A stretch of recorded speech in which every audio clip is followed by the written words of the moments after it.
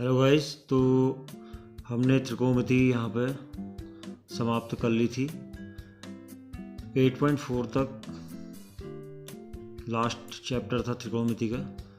अब यहाँ पर हम आगे चलते हैं त्रिकोणमिति के कुछ अनुप्रयोग। प्रश्नावली 9.1। इसमें गाइस हमने त्रिकोणमिति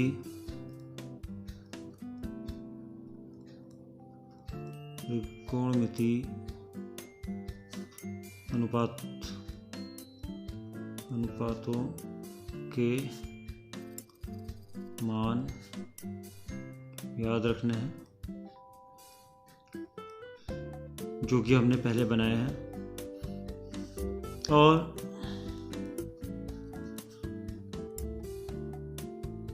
उन्नयन कोण व अवनमन कोण की जानकारी लेनी है।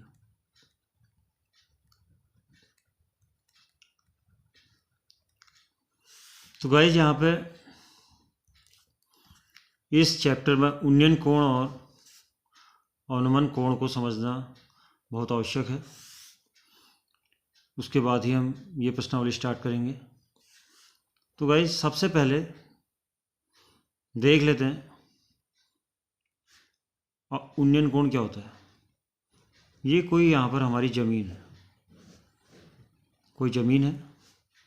इस ज़मीन पे हम यहाँ पे खड़े हैं, ये हम यहाँ पे खड़े हैं। तो हम यहाँ तो जो ये बनेगा ये इसका ये जो है क्षैतिज स्तर हो गया। तो यहाँ से किसी वस्तु को हम अगर ऊपर की तरफ देखेंगे, कहीं पर भी हो सकती है, यहाँ पे भी हो सकती है, यहाँ पे भी हो सकती है, यहाँ पे भी हो सकती है। तो यहाँ से हम किसी वस्तु को देखेंगे और जो वस्तु को देखे जाने पर क्षैतिज स्तर, और इसको दृष्टि रेखा कहते हैं। अगर हम यहाँ से देखेंगे तो ये दृष्टि रेखा कहलाएगी। आँखों से देख रहे हैं ना, तो ये दृष्टि रेखा हो जाएगी। दृष्टि रेखा और क्षैतिज स्तर के बीच में जो कोण बनेगा, ये कोण क्या कहलाएगा? उन्नयन कोण कहलाएगा।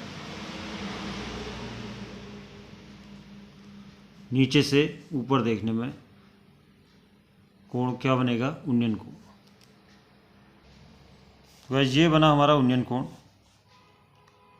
इसको मिला देंगे तो उन्नयन कोण हो जाएगा। और अवनमन कोण वो होता है, ये है उन्नयन कोण। उन्नयन कोण जहाँ तक कि आप समझ गए होंगे, दृष्टि रेखा और क्षैतिज स्तर से बना कोण क्या कहलाएगा? उन्नयन कोण कहलाएगा। और जो अवनमन कोण होगा,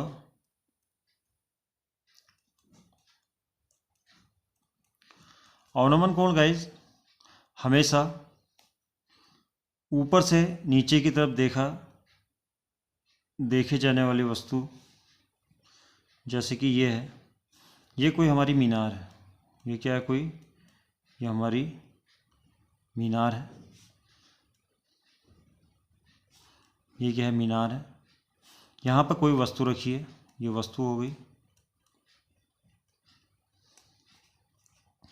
ये मीनार, ये वस्तु। हम मीनार के ऊपर चढ़े हैं, ये कोई आदमी हो गया। तो गाइस इसकी जो दृष्टि रेखा होगी, यहाँ पर कोई खड़ा है तो उसकी दृष्टि रेखा, ये इसका क्षैतिज स्तर हो जाएगा यहाँ पर। और जो दृष्टि रेखा यहाँ से ये इस वस्तु को देखेगा, तो जो ये कोण बनेगा, ये क्या कहलाएगा? ये अवनमन कोण कहलाएगा गाइस।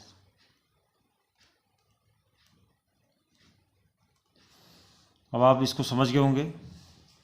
उन्नयन कोण क्षैतिज रेखा और प्रेक्षक द्वारा दृष्टिकोण, ये प्रेक्षक यानी आदमी, कोई भी आदमी या हम किसी वस्तु को ऊपर की तरफ देखेंगे तो क्षैतिज रेखा और दृष्टि रेखा से बना कोण क्या कहलाएगा? उन्नयन कोण।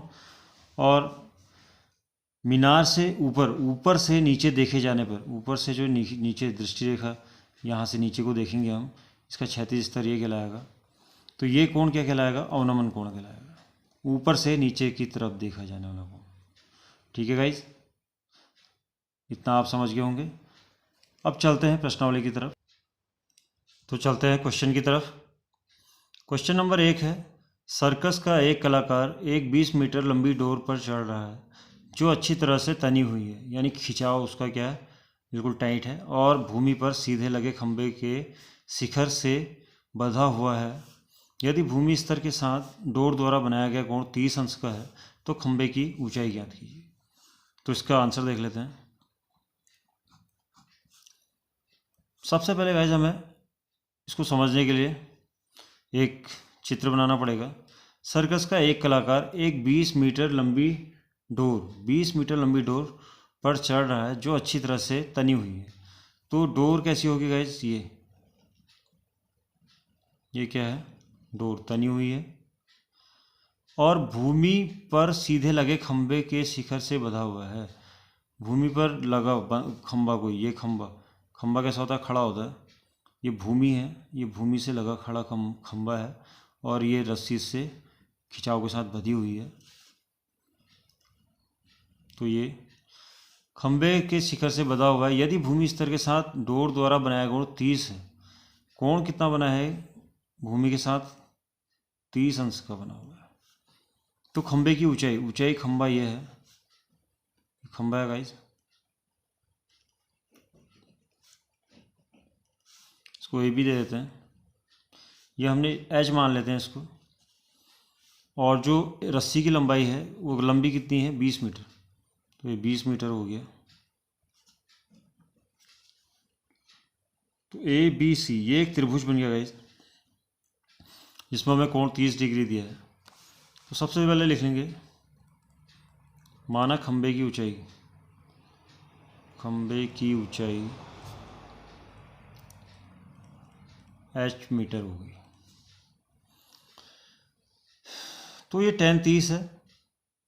tan 30 में हमने ये जो इसके सम्मुख कोण है, ये सम्मुख भुजा लंब हो जाएगी ए बी ज्ञात करनी है। कर्ण हमें AC दिया हुआ है।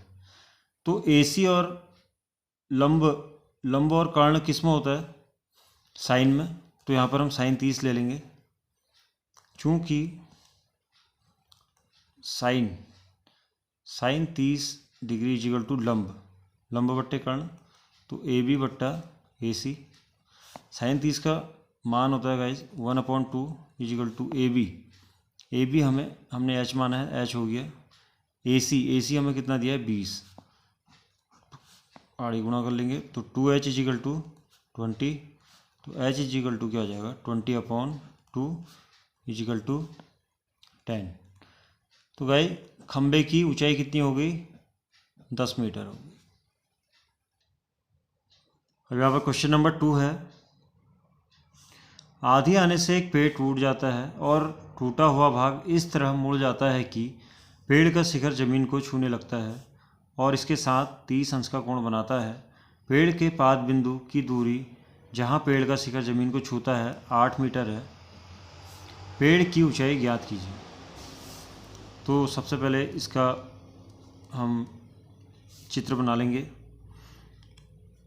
तो सबसे पहले एक पेड़ टूट जाता है, ये पेड़ है गाइज, और ये ज़मीन है, ज़मीन पे ही पेड़ लगता है। तो जो है AB क्या है, एक पेड़ है, ठीक है गाइज, ये क्या है, एक पेड़ है। आंधी आने से क्या होता है, एक पेड़ टूट जाता है और इसका टूटा हुआ भाग इस तरह मुड़ जाता है कि पेड़ का शिखर ज़मीन को छूने लगता है। तो जो बाई चांस यहाँ से अगर ये टूट जाता है, C से ये टूट जाता है, बिंदु C से ये टूट जाता है और ज़मीन के साथ 30 अंश का कोण बनाता है। यहाँ से टूट गया है, 30 अंश का कोण इसने ज़मीन के साथ बना दिया, इसको D मान लेते हैं बिंदु को। तो ये कह रहा है पेड़ की ऊंचाई, तो पेड़ की ऊंचाई तो गाइस टोटल ये है, ये पेड़ है हमारा, तो इसकी ऊंचाई कैसे निकलेगी, एक तो हम ये h ले लेंगे और जो ये भाग हमें BD दिया है, जहाँ पेड़ का शिखर ज़मीन को छूता है 8, पाद बिंदु, पेड़ का पाद बिंदु ये है, ये यहाँ पर छू रहा है, तो इसकी दूरी कितनी है, 8 मीटर। तो इसमें पेड़ की ऊंचाई, पेड़ यहाँ से यहाँ तक है, टूटा हुआ भाग यहाँ से यहाँ तक है, तो ये प्लस ये प्लस ये पूरा पेड़ बनेगा। तो इसकी और इसकी जो दोनों का मान आएगा उसको हम प्लस कर देंगे तो ये पेड़ की ऊंचाई निकल आएगी। तो देखते हैं, यहाँ पे लिख लेते हैं, ए भी एक पेड़ है, ए भी एक पेड़ है जो बिंदु सी से टूटकर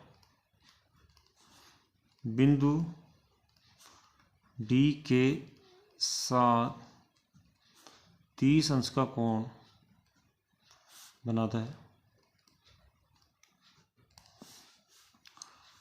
तो इसलिए यहाँ पर हम देखेंगे ये दूरी निकालने के लिए हमें क्या करना पड़ेगा, लंब बट्टे आधार लेना पड़ेगा। लंब बट्टे आधार tan में होता है, तो ये tan 30 ले लेंगे इसको। तो tan 30 = हो जाएगा लंब बट्टे आधार, लंब हो गया BC, आधार हो गया BD। tan 30 की वैल्यू होती है 1/√3। BC यहाँ पे h, यहाँ पर लिख देंगे माना ऊंचाई = h, यानी BC बराबर, तो BC h हो गया, BD कितना हो गया 8 दिया है। तो अब ये हो जाएगा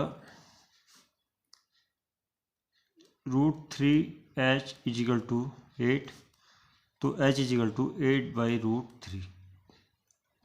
यह हमारा ये निकल के आया h 8/√3। अब उसी प्रकार हम देख लेंगे यहाँ पे, अब हमने ये निकालना है कर्ण।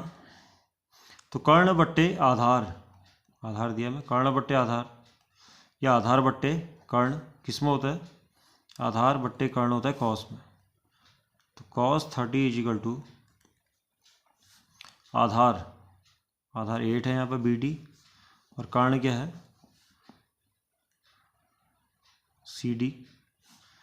तो cos 30 = 1/√3/2 8CD, तो मल्टीप्लाई हो जाएगी √3CD = 16।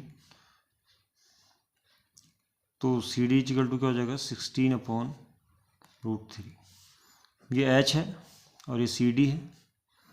अब हम इनको ऐड कर लेंगे,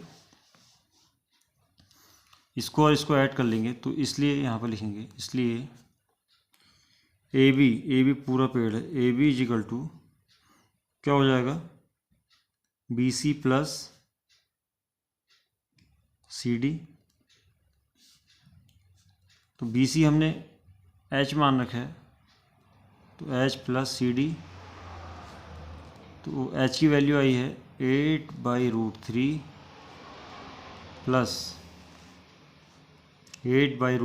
प्लस CD की वैल्यू आई है 16/√3। तो ये हो जाएगा 16 और 8 24/√3। अब नीचे √3 हटाने के लिए ऊपर नीचे √3 से हम मल्टीप्लाई कर देंगे, तो ये आ जाएगा 24√3/3। तो 3 से ये 3 × 8 = 24, तो ये आ जाएगा 8√3 मीटर। ये पेड़ की ऊंचाई निकल के यहाँ पे आ जाएगी। तो गाइज आज बनाते हैं इतना ही। आज हमने थोड़े त्रिकोणमिति के कुछ अनुप्रयोग में उन्नयन कोण और अनुमान कोण के बारे में जानकारी ली, और जानकारी लेते हुए बनाए प्रश्नावली 9.1 के 2 क्वेश्चन। इसी के साथ आज की वीडियो यहीं पर समाप्त करते हैं। मिलती हैं अगली वीडियो में। धन्यवाद।